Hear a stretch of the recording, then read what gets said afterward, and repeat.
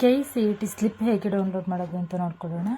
ಇಲ್ಲಿ KEA home ಅಂತ ಹೇಳಿ ವೆಬ್ಸೈಟ್ನ ಟೈಪ್ ಮಾಡಿದ್ಮೇಲೆ ಫಸ್ಟಲ್ಲಿ ನಿಮಗೆ KEA ಹೋಮ್ ಅಂತ ಬರುತ್ತೆ. KCET ಕೆಳಗಡೆ KEA ಹೋಮ್ ಅಂತ ಬರುತ್ತೆ.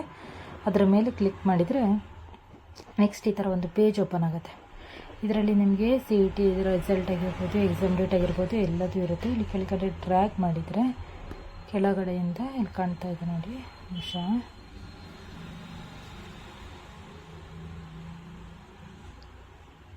ಇಲ್ಲಿದೆ ನೋಡಿ, ಪರಿಶೀಲನಾ ಸ್ಲಿಪ್ ಡೌನ್ಲೋಡ್ ಅಂತ ಹೇಳ್ಬಿಟ್ಟು ಇಲ್ಲಿ ಹೋಗ್ಬಿಟ್ಟು ಡೌನ್ಲೋಡಿಗೆ ಕೊಡಬೇಕು. ಇಲ್ಲಿ login register number, application number ಏನಿದೆ ಅದನ್ನು ಕೊಟ್ಬಿಟ್ಟು ಕೆಳಗಡೆ ಪಾಸ್ವರ್ಡ್ ಕೊಟ್ಬಿಟ್ಟು ಕೆಳಗಡೆ ಕ್ಯಾಪ್ಚಾ ಕೊಟ್ಟಿರ್ತಾರೆ, ಎಂಟ್ರಿ ಮಾಡಿಬಿಟ್ಟು ಲಾಗಿನ್ ಅಂತ ಕೊಡಬೇಕು. ಲಾಗಿನ್ ಅಂತ OTP ಬರುತ್ತೆ.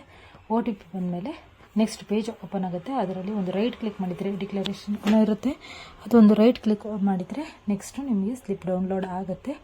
ಅದನ್ನು ಪ್ರಿಂಟ್ ತೊಗೊಳ್ಬೋದು. ಇಲ್ಲ ನಿಮಗೆ ಫರ್ಗಟ್ ಆಗಿದೆ, ಪಾಸ್ವರ್ಡ್ ಮರ್ತೋಗಿದೆ ಅಂತಂದರೆ ಇಲ್ಲಿ ಕೆಳಗಡೆ ಇದೆ ನೋಡಿ, ಫರ್ಗಟ್ ಪಾಸ್ವರ್ಡ್ ಅಂತ ಕೊಟ್ಟರೆ ಮತ್ತೆ